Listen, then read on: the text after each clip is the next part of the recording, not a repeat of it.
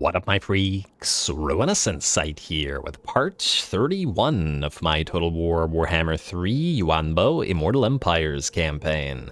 So as we saw last time, Zatan the Black, with all his ill luck, has finally been laid to rest, and his faction should be destroyed either at the end of this next turn, or this very turn rather, or at the start of the next one. Poor guy, but well, his misery is finally over. Especially as I understand it, they won't revive during the endgame scenario, which is quickly approaching, as I believe I set it to 90, so we should be getting the warning anytime between now and turn 90. So well, we do still have the greenskins to destroy, but more importantly than that, we do have a nice upcoming battle as Yuan Bo is ready to attack the Galleon's graveyard. Fortunately, they were able to defend themselves against the Aetane elves, and thus we should take advantage of it and take said elves out ourselves, but not so much. Anyway, let's move everybody else around, and then let's send Yuan in for some fun. Blizzard Peak, you still need a little bit of healing. I'm a little bit worried about sending you to Outer Resolve, but nonetheless, you can start marching this way. We do need to hit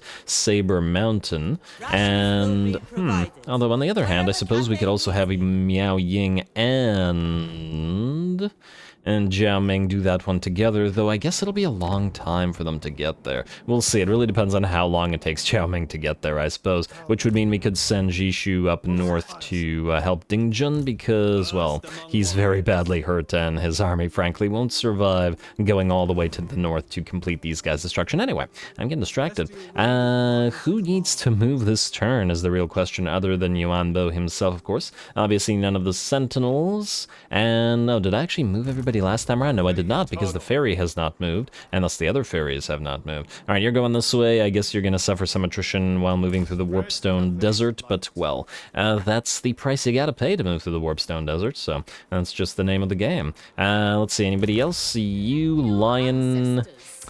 a Lion Tamer.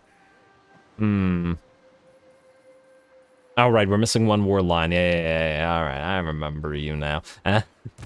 It's been a whole day, guys. Anyway, the heroes are good. Find Torellosaur. We'll probably never need to move again, but who knows? Maybe we'll need to find Torellosaur again, so we'll just keep it alive, and that looks good to me, so we're ready to fight. All right. Yuan Bo, I'm not going to bother leveling up your heroes, because frankly I doubt that they'll need it. Now let's head out to the Galleon's graveyard. It's too bad that Noctilus isn't there, but because the High Elves are nearby, I'd rather take them out now, rather than have the High Elves steal our fight from us, as it is a close victory, and that is what I like to see, and quite a few units that would be potentially frightening to us, including to our Celestial Dragon Guard, but especially towards our War Drum and our single entities, as all of these hand cannons and other range units like deck gunners will be targeting them by virtue of what the AI likes to do. Anyway, I should shut up and play, so here we go.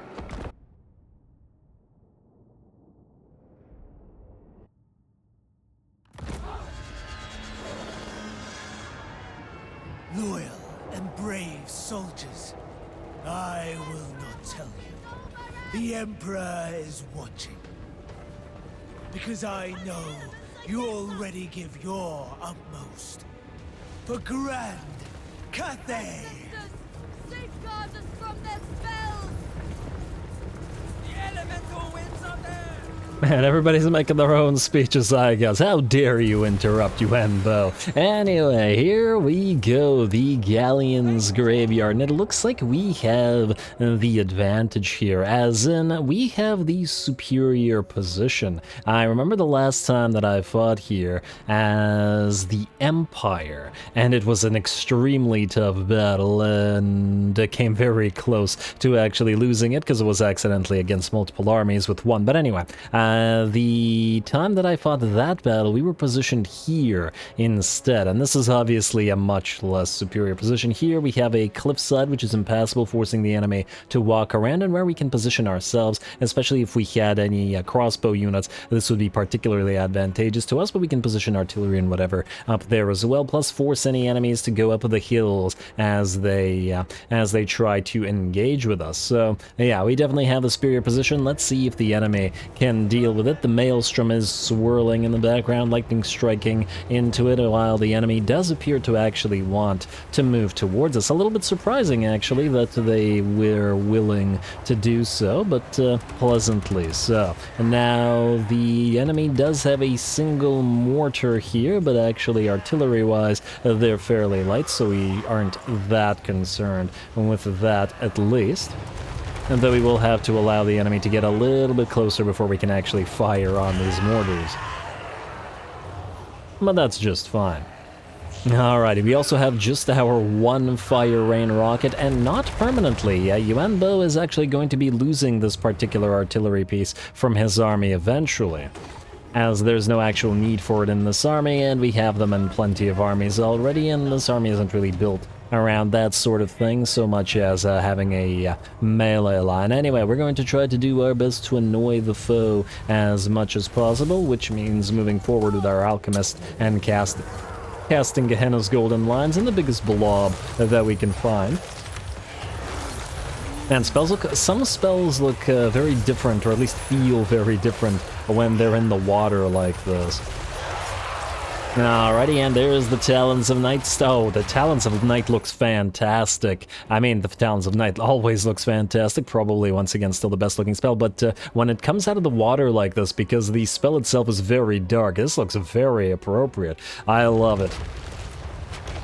I love this spell forever. Anyway, it killed a unit of zombies by the looks of it, and damaged a little bit of unit of animated hulks, but otherwise, the enemy is moving forward. Now it does have a lot of flyers on the field, so our great Longma Riders will certainly have their work, well, maybe not cut out for them, as these aren't Deathshriek Terrorgeists, but at the very least, they will have to fight. So Longma Riders facing off against Deck Droppers, and damn, those bats are shrieking loudly, while Yuan Bo has transformed into dragon form, and will be fighting the bats as well, or bats and zombies. Alrighty, gonna get a little bit of help from our Jade Guardian, our green sentinel. I always forget Jade Sentinel. Oh man, I feel like I get this one wrong every single time. I even renamed it, and I still get it wrong, but anyway.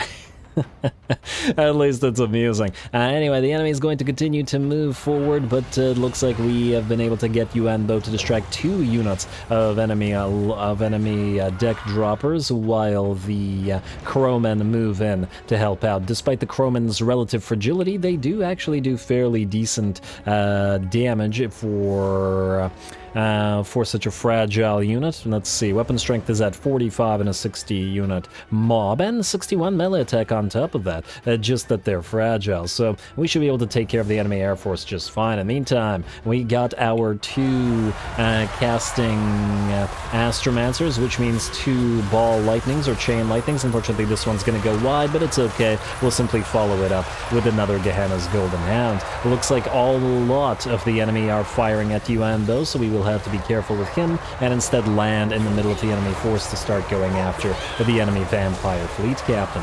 Now the enemies are starting to make their way up the hill where our Celestial Dragon Guard stand, well, guarding, as they do. A final transmutation comes down and Yuan Bo has engaged the enemy vampire fleet captain. Fantastic. Our flyers continue ripping the enemies out of the skies, and with the crowmen and the Longma Riders together, the enemy flyers, weak as they are, stand absolutely no chance. The enemy lord has taken a couple of hits from Yuan Bo already, and a couple more will, I'm sure, see the... Ooh, that looks fantastic when it's in the dark like this. Alrighty, I love the contrast of all the Jade abilities when in the dark waters like this. Beautiful. Now, if only all these zombies would get the heck out of the way so Yuan Bo can continue killing. Although not for much longer, as the X marks the spot comes down and the enemy lord does. There we go, and suddenly the balance of power has shifted. We've been dropping spells on top of the enemy, doing plenty of damage, and they have absolutely failed to breach the formations of Dragon Guard. On top of that, the other enemy range units are getting hit by a wall of wind and fire, and the Longma Riders and Crowmen alike are headed in to hit set enemy units in the back. And just a little bit more action. Here comes some more free spells. The Galleon's Thunderbolts to come down into the mobs, and I probably should have been using the Lions to help with this, but clearly it wasn't really needed. Ouch, once again the enemy AI does get screwed by the terrain, and it looks like screwed sufficiently to start shattering, and the battle will be ours. One more enemy unit to kill, a gunnery wight that was out here, although not for long, as seems like Yuan Bo ripped his arm off in a nice little spin to win. I like how much this guy loves to spin. He spins in human form, he spins in dragon form, he just gotta spin. Alright, everyone's favorite Beyblade. Anyway, there we go. The Jade Beyblade is his secret name. Decisive victory and the Galleon's graveyard. Not that we care about the settlement so much as the battle is ours.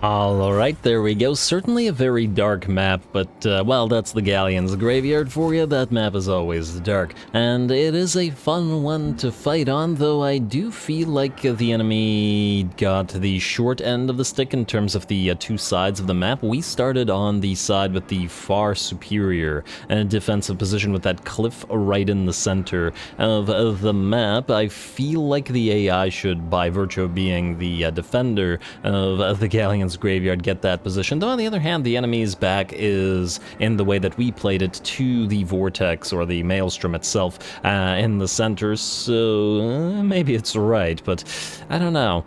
Maybe they should swap those around. But anyway, we are going to, I guess, occupied. We don't really gain anything out of the Galleon's graveyard as any other faction. Immune to maelstrom and reef attrition, and though pretty much completely useless to us, but whatever, just keep it there. And I guess we will switch you to Storm Dragon's Edict for the melee defense +5, though this place won't be able to defend itself if somebody comes here. I guess we could send the Lion Army or another army to just sit here. I'll think about it, or in the alternative we could just abandon it. Either way. That, I believe, is the last nearby threat that's close to our holdings in Lustria, which means Yuan Bo can freely head back to Cathay and get ready for the endgame scenario against the Chaos Dwarf. Start heading out to Zharna Grund, where he will meet up with Miao Ying and Jiao Ming, and all three siblings will hopefully have a nice time killing things together. That's how you bond as siblings, people. Anyway, let's skip this. On the side, skill points here are not mood, building upgrades available, and Lord Not to mood. I think we're done with those, so we're fine on the turn, and let's proceed. Gotta get a couple more battles, and then we'll get 4 and 4 with our stone and steel tokens again. Ow! Zatan's faction survived. Nagaroth wants something, a military alliance, a straight-up military alliance. And there was, I feel, a reason I didn't do this earlier, but I can't remember what it was. I feel like before either Mother Astankia or possibly the Sisters of Twilight didn't like Nagaroth, but now they seem pretty okay with them, and so do the other High Elves, so maybe this is okay now. Alright, well, let's do it. It's fine. I doubt that they're going to randomly declare war on a faction that is very critical to us, but they might, I suppose, declare war on a faction not super critical to us, and in that case, we probably wouldn't care all that much anyway. So what I'm saying is we'll probably be fine. Anyway, let's see if anybody else has anything interesting to do, and Zatan's faction, yeah, they reclaimed the Volary. That's kind of funny, but it's also irritating because this also means that we'll have to raise it again and then waste the turn with Jiao Ming, or wait. How far would you get? You're probably pretty... Damn it, alright, fine. Great incantation which I performed deserters of Katev, that's great for them. Stock for peasant archers, which we needed for reasons. Auto-resolve this. I should have just occupied it instead, but oh well. Raise it and just sit there. Faction destroyed, eh? At least they got one small last left by wasting one of Jiao Ming's turns, but oh well, what can you do? Anyway, let's continue moving the ferries to where they need to go to join the new armies, and I believe Jiao Ming's army is now ready as well. Yes, so Jiao Ming ferry, take his Longmas and take his fire rain rockets, yes? must prosper. And there we go, that should put you up at 17. Beautiful. That means you're out of here. And go find Jiao Ming and get him your stuff. He does only have the one Jet Lion and is mostly using Celestial Dragon Guard and Great Longma Riders. Yes, I feel like maybe the 2 War Drums are kind of unnecessary, to be frank, but it's okay. Then, let's see. You are recruiting the Incarnative Elemental Beasts for our Terracotta Sentinel army, and you are recruiting the Lead Belchers for the Gunnery army. You are recruiting the Air Force for the Air Force army. Hopefully we'll actually get to use some of these before the enemy gets ripped apart by whatever else we can do. And, oh, would you look at that? The dwarves are coming. It's cute. Probably won't be able to achieve much, but we'll give them a shot. Anyway, Tech Thieves, just move out here. Not that you are liable or expected to really do anything. I'd just like you to keep an eye on the enemy forces. Let's also move everybody else out to continue keeping an eye on said forces. You can auto-resolve dragons. Oh my lord, your army's getting hurt now. Annoying, but necessary. And I feel like it doesn't have enough HP to take Floating Mountain anymore, which is a shame, but I guess we send Jishu there. Wait, can Jishu reach Ice Spewer now? I'm just wondering how much damage Miao Ying will take by attacking Ice Spewer without Jishu there. Maybe we just keep Jishu here for a turn or two. And are we still in Blizzard Peak territory? You're just at the edge of Blizzard Peak territory. Wait, let me see if I can figure this out. If you go here, you won't suffer attrition, which means we can do 2 things. I think this is then ideal time to... Oh, are you guys hating on each other? Yeah, well, if you fight each other, you fight each other. Now, this is probably the time we want to transfer these territories. Although, damn, I can't remember if the ogres like cold climates. If only these guys hadn't taken Fort Dorjny Vort, and because if they hadn't, I would have tried to swap all this to the Kislevites. Oh, look at that, Bok Lethal's out here. Maybe he'll take this. Huh. I do wonder. Alright, here's what we'll do. We'll trade Carrick Vrag, Gorger Rock, and Blizzard Peak to these guys. There's a reason I'm doing this. And there's no need to get you into any more wars because we've already got you into all the wars, Greasus. You're a good ally, Greasus. Not because you do anything, because you don't. And frankly, the fact that you raid allied territories is still quite irritating, but what can you do? I want you to get Blizzard Peak. And I want to see something. So we trade this. There. Then, how's the healing? Much superior. Okay, great. Great. This is a good reason to do it then. As for this, collected income, oh, yeah, they don't mind cold climates. And they don't have the control reduction from bad climates, which means we're free to give them all of this. Yeah, alright, fantastic. We can have Gorger Rock. Well, it only makes sense for them to get Gorger Rock. And then what are the other 2? Eagle Aries and Black Fang. Okay, Gorger Rock 1. If only we needed money, then we could get a decent amount for all this. And Eagle Aries and Black Fang. Black Fang, there it is. Whatever I decide. Smart. Alright, there we go. Enjoy, Greasus. Probably could have gotten some cash, but what could we possibly use it for at this stage? And hey, we got the Steel and Stone up. Alright, so first of all, we need to designate you, Jiangxi, to be a military district, as you're going to be our second military hub. This is going to be the central military hub of our entire territory. The Wuxing Compass is ready to move again, but we're just going to keep it at Broken Lands, mostly for the recruit ranks, but also for the... wait, does this not give us additional XP? Yes, it does. Cathay XP gain plus 50%, so yes, we will keep that, at least for now. When the endgame starts, we'll switch to Great Bastion for the additional defensive potential. Then we're going to go to Matters of State. We'll designate a fortress city right here in Jiangxi. Beautiful. And then I believe we should designate Weijin to be a commercial district. I mean, it doesn't make a crazy amount of money. Oh, and it actually doesn't have a lot of... maybe not, actually. What's the...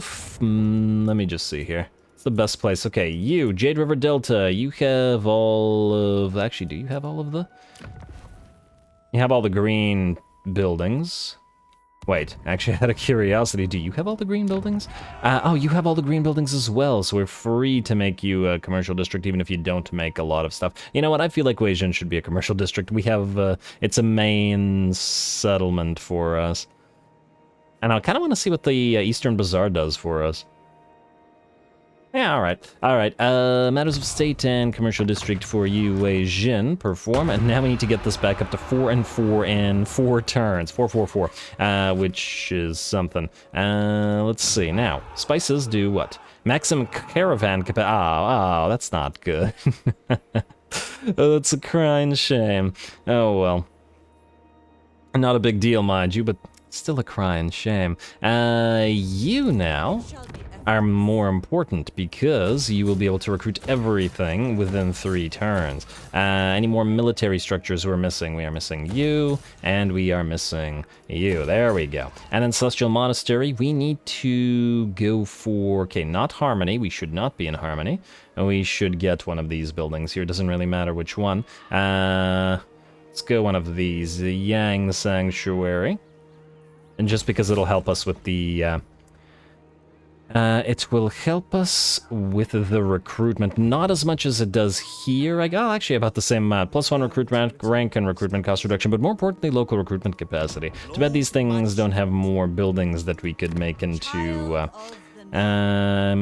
additional bonuses, but it's okay, not a big deal. Anyway, let's get everybody moving. Yuan Bo, you...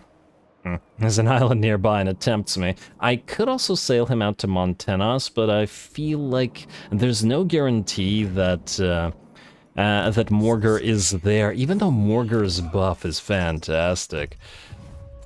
Hey, Tech Thief, go over here. No, you won't be able to reach him. If only we knew where exactly Morgur was. If he's sitting right there, I would be very tempted. But do we really need to collect the defeat traits at this point in the game? I think we're okay. Alright, you're gonna head out and go right... Ooh, hello, island. A mysterious island. Go grab that, and you'll be out of the attrition. And then you can head through something, and then head to the... head back to Cathay. It's finally time for Yuan Bo's triumphant return. Alright, and shiny boots and fresh recruits, favorable winds, fantastic. It's almost as if the terrain that he fights in favors him, the winds themselves favor him as well, bringing him back to Cathay with all speed. Isn't it beautiful? Alrighty, Jishu, you are gonna stay where you are. Okay, I'm gonna do it in order now because I've lost my place as to who needs to do what. I was gonna send the lions out to grab the sea corpse here. Not that we'll probably get anything useful out of it, mind you, just because it bothers me to have an army sitting still. And can't quite reach it, it's okay. We'll do it next turn. And it's not like we're threatened at the coastline because the Vampire Coast is done for. Anyway, the Sentinels obviously don't need to move. Is that it? No, you're another Sentinel. Wait. Ferry. Oh, you're the Jishu Ferry, yes. Okay, we need to continue recruiting. Okay, wait. First of all, you need to do 2 things. You need to take the lions, and we'll swap stuff around. We'll also need to make another ferry for the gun army. Well, actually, the gun army isn't technically a ferry. But what we will need is... Let's, wait. Trying to get a character to make it into a new ferry. You, Leonard. Leonard might actually not be the worst one in the world. Let's get you, Mr. Optimistic, here. Alright, and you can stay on the Warhorse, I guess, and we'll just get you the Route Marcher, and you will be the Dingjin Ferry. Usually I do this between the episodes, but need to pay attention right now. Alright, good. Then, we need to figure out what Jishu still needs. So we have her 3 lions. Yes, and she has the need for 4 crane gunners and then a war drum and a ton of artillery. Alright, fair enough. / easy enough. Alright, so we will start with 1 war drum at 2 turns, and then 3 of these. Then 4 crane gunners, which will... they'll only take 1 turn. Fantastic. 1, 2, 3, 4, and then... 1, 2, 3 grand cannons, right? So 2 turns, and then most of the stuff here will be done. 16. Am I missing something? All right, the 3 lions. Yes. I forgot that very quickly. Just to double check. And I know, admin, but I want to finish up all the, armies so we're ready to go. Alright, so you are now good. Then we will need to start recruiting the Air Force, but I guess technically speaking it doesn't need to be from this particular army, so we can wait a turn to do that. Alrighty, you guys are good. And then the gun army will proceed after these two armies. Alright, Dragon Isles. We do still need to do at least a little bit of admin, though we are pretty much out of admin throughout the faction, as in we're pretty much done everywhere, and things are starting to get up to tier 5 as well, so we're pretty okay. Hi Chai, I was going to make you into another military province, but it looks like it's not going to be necessary anymore. Do we need to do anything harmony-wise? How much money do you make? Not a lot. Not a lot at all. And you will be in perfect harmony after that's done, so we don't even need to build you or worry about you. Beautiful. Go for the Alchemist Tower. We could even build defenses here if we really wanted to, but I think we're okay. Tower of Ashung, let's do you next. Another Alchemist Tower just for capacity. And then how's your harmony going? Harmony, and you will be harmonious shortly as well, because you have 4. But I guess we could up the harmony even further by getting you more stuff. Oh, you should start as one of these because it'll increase your growth. And I believe that's it. Chimera Plateau will be abandoned because we don't need it, and Stone Sky Foothills will be abandoned as well. Alright, and let's select the research. Let's go to next turn. We were going to go, I believe, Longma Bridles. And, oh, you know, let's get the campaign movement range. Did we already get the other campaign movement range? This is for Yang characters. I'm sure that there's a Yin character's movement range somewhere, but damn me if I know where it is. Not that it's crazy important, mind you. Well, I'm sure we'll find it. Alright, and that's all fine, and now I believe we're good to go. So, skip Lord, not moved, garrison, unassigned skill points, building upgrades, okay, we're not skipping the outpost thing. Outpost upgrade, yes, but nothing else. And soon we'll have that last unit of white lines. Oh, would you look at that? Grimgor has returned. Wait, Jishu, one moment. Have you defeated Grimgor yet? Do you have Hide Striker, Hide Piercer? No, you do not.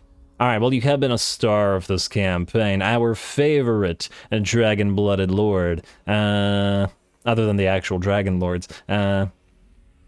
Yeah, you don't. Alright, which means we should probably have you attack this, which also means we won't be able to heal up nearly as much. So the lions will get hurt, but, no. Once we trade Ice Spewer back to the ogres, it'll be fine. Oh, wait, what? You're healing just as much in enemy territory as you are in friendly territory? That also doesn't seem quite right. Well, I'm not gonna complain about it. Let's end the turn now and keep going. We gotta get to that end game. And hey, woo, who are you? I guess he is just a hero to go into one of the new armies. All right, trait gains supervisor for the Miaoying Fairy, which means I believe even more movement range. Fantastic. Go.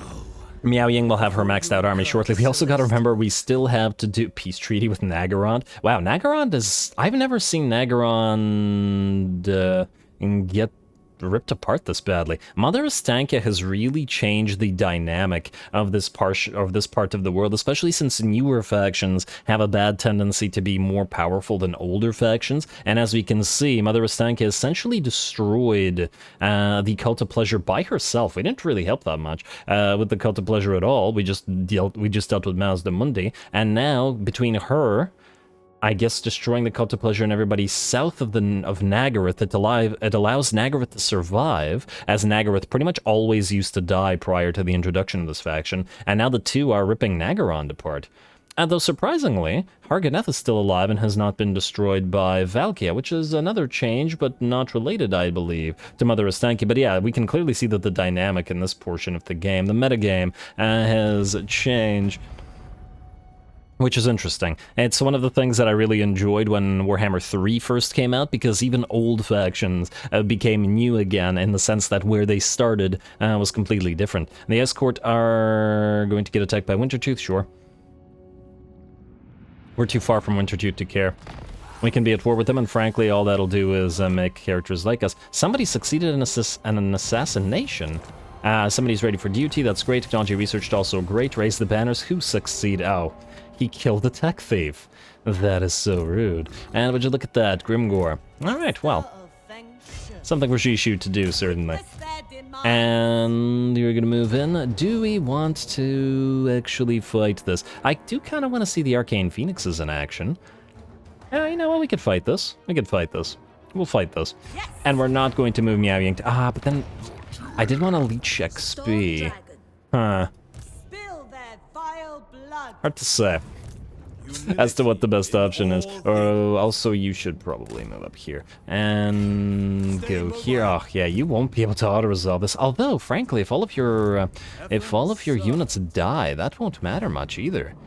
Alright, I'll actually give that some thought. And who do we have here? Who the heck is this? I don't even know this symbol. It's new. Cool. Oh, they have a different symbol now. The Cool didn't used to have this symbol. I'm 99% sure this didn't used to be their symbol. The Cool used to have a brown symbol, but that wasn't it. I need to go check now because this is bothering me, but I'm 99.9% sure. Anyway, you're gonna have to move to the granite spikes, and I'm glad I unabandoned it for at least a turn. And, well, I guess damage to this army also doesn't really matter that much, but nonetheless. Anyway, you know what? We should move everybody in order. I keep going out of order and then getting confused promptly. Alrighty, Yuan Bo, land on the land or go by sea? About the same. You might actually be able to get a little bit further by going through the land. Alright, go by land it is then. I could have actually had you pick up this Sea Corpse then. Ew, lions, go and quickly auto-resolve this. Oh, of course it's gonna hurt our poor white lions. That is so rude. Get the XP. Everybody everywhere, just get XP now. Alrighty, and treasury, the thing that we needed the least, sadly. And then you can return here, and I stopped you moving. My bad, Yuan. Alright, we'll fight again in a second. Alright, Jishu is good. We're gonna wait until these guys stop moving so I don't screw them over again. And let's move everybody else. Mujin, you don't need to move. Obviously the Sentinels don't. Meow Ying is waiting for Jishu to do her battle. You're heading out to Floating Mountain and not healing yourself because you are incapable of doing so right now. The fairies, however, do need to move. Meow Ying Fairy, you're up first. And let's head you over there. Alright, getting closer. Gonna be a while moving through the mountains, but what can you do? Move up here. I'm actually not sure which way would be faster, but it also doesn't really matter that much. Then Jiaoming Fairy, you need to go the same way. And I believe those were the last ones. Were you going to be a recruiter? Tactician. Yeah, well, not a recruiter necessarily, I believe. There's a reason that I made the Lord Magistrate a recruiter, wasn't there? Inspiring recruitment to Stu General. I think it was because of the backwards nature of this, but it doesn't really do anything for it. You just summoned a random Lord. Because Tactician... Maybe it's because of the Bound Earth Life, which would be useful for the... Do we keep Junshu or not? I mean, we could get a very slightly higher level Lord. Wise, though... oh, it would be one of these lords anyway. Martial Artist. That's probably better. Nah, we'll probably take Hongwo instead. Alright, though that doesn't change this. First of all, you need to swap stuff around. You are going to take the Lead Belchers. Wait, no, you're going to take these, and I guess the Lead Belchers for now, and the cannon. And then 5 new things. Then you are going to start building, I guess, some Longma Riders. Oh, maybe, you know what, start building Sky Junks. We'll need Sky Junks for the all-air army. And we'll also need cavalry for the cavalry army. Well, let's face it, there's a lot of stuff that we're going to need. Also, you need to be upgraded. While we're here. Alright, I just want to double check that everybody is okay. Yeah, we need to start recruiting the gunnery army as well, but, well, we could do the Sky Junks in the gunnery army as well, not necessarily the other army. Check your weapons again. As in the air army, and then you can move here with the rest of the heroes, and we should also double check that there are no new good heroes that we should get. There are wise alchemists, which isn't too bad. Leadership when fighting chaos dwarfs for the entire army out of Harmonizer, although when defending isn't super great. Astromancers, we have Fervent Questioner, Bureaucrat, and Lettered, which aren't great. Maybe we'll take martial arts, but you know what? This is actually something I'd prefer for Astromancers, you know what, I think we're fine there. Alright, let's do buildings, let's go next turn. Well, actually, let's fight. And then we'll go next turn. Alright, Plans of Shen, you are going to upgrade yourself, as we like you to do. Serpent Estuary, Gunpowder Road, Nangao, finally at tier 5. I was hoping to make it our main military province, but that's clearly not happening anymore. Let's get the additional casualty replenishment now for everybody. Let's stick towards both of these. Clearly we needed a little bit of extra casualty replenishment in a lot of places, and then we'll do the other stuff, and now we can fight Grimgor. Everybody's taken on Grimgor, now it's time for Jishu to do as well, though she'll probably have a little bit of a tough time with it. Wise, yeah. You need to get your points assigned. So we have Comet of Cassandora, and, well, I do spam Harmonic Convergence. I occasionally use Urnon's Thunderbolt. And I do use Comet of Cassandora period. Oh, wow, we have basically enough for everything anyway. Maybe I should have gotten for another point in Urnon's Thunderbolt, but it's too late and I don't care enough to go back through it, so let's fight instead.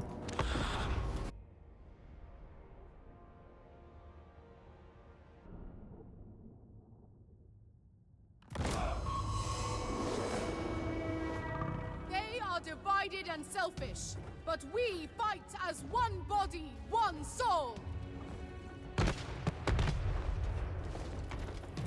Man, that's a lot of rockets coming down into this forest, and while a lot of them will miss, I think that's enough weight of fire to actually make it through. As for the enemy being divided and selfish, well, I'm sure that wouldn't really apply to some factions, it would certainly apply to the Greenskins.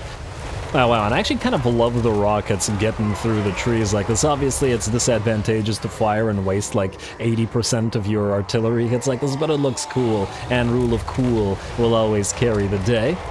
There we go. The rule of cool is mostly why I position most armies in the way that I do, as in, I like the battle lines and the way they look more than I like the efficiency of better positioning. Usually the only time I bother to position stuff properly is when we're very, very likely to lose. Anyway, this, I don't believe, is one of those situations, so here comes the enemy. They're certainly getting annoyed, but we have lots of weight of fire, and a fairly decent position as well, with one of our sides getting blocked by the, I don't know, ogre camps that we've got here. Grand cannons and fire-aim rockets firing away. Love all of those sounds. And of course the crane gunners laying down some withering fire of their own. No giants or anything like that, unfortunately, for the crane gunners to focus at, but it's okay. And then, of course, we also have our Fire Drakes / Iron Drakes and Arcane Phoenixes are ready to go with flamethrowers and fiery arcane vortexes, but we'll have to wait until the enemy gets a little bit closer. There we go, but they are getting here. They'll get here eventually. I don't think this is going to be a repeat of that Miao Ying battle last time, where the enemy was just unable to get any units to close the distance, and there should be sufficient enemies here to actually be able to close, or at least I would think so. Anyway, the fire will continue, but the enemy does approach, and it looks like over on this side at least, a unit of boar boys will charge one of our units of crane gunners. It will, however, get countercharged by our Jade Lion from the front, or one of our Jade Lions from the front, and by Jishu herself from the back. There we go, not a place I'm sure that these particular boar boys will want to be, stuck between a dragon-blooded lord and a Jade Lion. In the meantime, finally getting some action for our Iron Drakes. I've been waiting to recruit these for a long time. I love the units so much. Effectiveness aside, and I'm not saying they aren't effective, they are very effective. I just love watching flamethrower units do their work, and ooh, Arcane Vortex comes down from one of our Phoenixes, heavily damaging a unit of Orc Boys, and damaging pretty heavily another unit as well as a Black Orc unit as well. Well done to the Arcane Phoenix. Not a lot of kills, but the damage is there. The fire is real for the Fire Army, which is everything that we've been wanting. I always love building fire armies. Every single campaign I can do one, I always do at least one all-fire army. The one in the Gorok campaign was really, really fun as well. Salamanders and fire drakes, plus all the, well, ancient salamanders and regular salamanders, plus the fire drakes. It's just great. And a fire slant to top it all off. Anyway, oh, you know what? I never realized this, but the Arcane Phoenixes, actually, the color scheme is very close to that of the Jade Longman. Not quite there, but they do kind of match. And they're both very, very colorful. And I love colorful units. I think they just look so great with nothing where everything isn't just like super drab. Although, to be fair, at the same time, I do really like dark battles with the undead, where you can see the balefire glow of the eyes and really not much else. You gotta have room for both. Alrighty, and there's some Jade Lion breaths, though we do have to be a little bit careful with our Jade Lions. They have started to take quite a bit of damage as they are trying to hold off those boar boys. On the bright side, though, the enemy army is in pretty bad shape. Jishu continues fighting against Grimgor, although it does look like that is not going particularly her way. That's hardly surprising, as both Jiao Ming and Miao Ying had some difficulties in dealing with Grimgor. Anyway, the main host of the enemy is trying to book it out of there rather than sitting in the searing flames of Jishu's army, and will, I believe, shatter, leaving only Grimgor to continue fighting. Oh, lovely. But Grimgor will fight until he dies, so while the rest of the army has shattered, we still have to work on the big boy here. He's got all of the stats. Well, when he's not debuffed, anyway. Curse of the Midnight Wind gonna be real helpful here, but Jishu is already below half HP, and I do imagine that will drop further. In addition to that, he has managed to do more than half damage to one of our Arcane Phoenixes, so we do have to watch out. On the bright side, Jishu does have her Earth Blood, and on top of that, she does have the drum buffing her, a little bit of help from the gunners, the cannons, and the Iron Drakes, but unfortunately, this was a little bit of a gaffe on my part, as they hit her as well, and a few of our own units hit her pretty hard, so we're gonna get her out of there, rather than having her killed off by our own units. Grimgor will instead be dealt with by the rest of the range fire, as best we can. Plus, at least this way, we shouldn't hopefully kill off or do too much damage, and thus have to continually heal up. Anyway, keep firing on Grimgor, and once again, damn, he can take a lot of punishment, and looks like he's closing the distance with our Astromancer, and just like Jishu, it looks like the Astromancer will start taking hits from the cannons and the crane gunners. Just get the heck out of there on that War Compass. Good, and finally, Grimgor will go down. Alrighty, beautiful. Alright, well, contrary to most of what I thought, the enemy didn't quite manage to breach our lines. They did hit us on the flanks here, as those boar boys did manage to make it through, so if nothing else, if I were to play this again, I would position a few more units, maybe a couple of artillery pieces here, rather than them all concentrated right here. I figured what we would do is be able to funnel the entire enemy host here, and because of the sides, but with all of the enemy boar boys coming in from the side like this, the 2 units of crane gunners that were there were just not enough to destroy them before they got to our battle lines. Could have used 1 or 2 artillery pieces, although of course the Jade Lions did do their job, and between them and the Arcane Phoenix, as well as Jishu's help, we were able to protect the crane gunners from really taking all that much damage. This one, I think, took the most, and it is, let's see, it's lost only 4 units and will recover its HP. Anyway, we're good. Just gonna speed it up real quick while we get a few more enemies gunned down, and more or less that's actually just to heal us with the little bit of Earth Blood. And there we go. Decisive victory. Grimgor falls once again, perhaps for the very last time.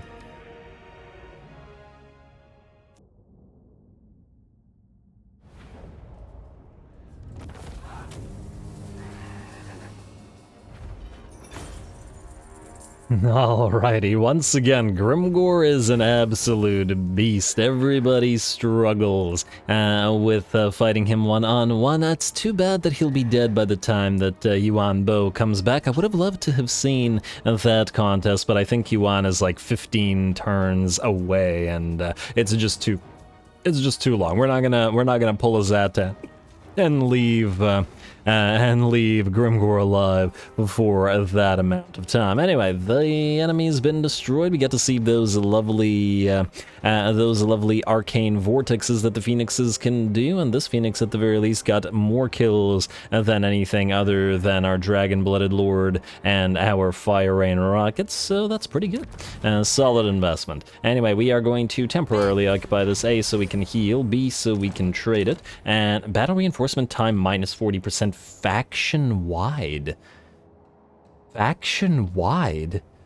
What are you saying? How is this a common item? Wait, is that the only one we have? Are you kidding me right now?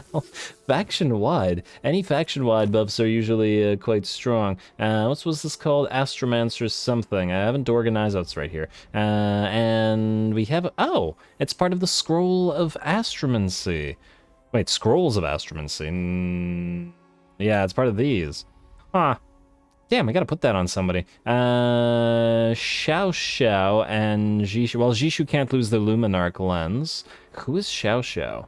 Is she Yuan Bo's personal alchemist, perhaps? No, somebody's personal alchemist.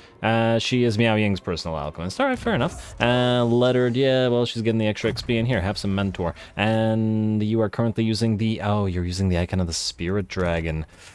Oh, that's actually really useful in this particular army because it doesn't really have much in the way of melee. Which makes me think that we probably shouldn't take that away from you. I also have Saber Mountain take. Damn. Well, you know what? We'll probably give that to somebody. I'm not sure who as yet, but I will probably think. And you know what? You know what? I'll think on it between the episodes because we're out of time, and I'm gonna have to call the episode here. Some nice battles this time around. The Mountains of Morn are nearly complete in the sense that we'll be trading the last of the settlements away to Goldtooth shortly, and then just prepping for the end game, which should mean that the end will probably be nigh next episode, and we'll probably enter the end game either next episode or the episode after that, unless somebody throws a wrench into our plan, so stay tuned to find out, and don't forget to leave a like and comment. All glory to the algorithm, and thanks for watching.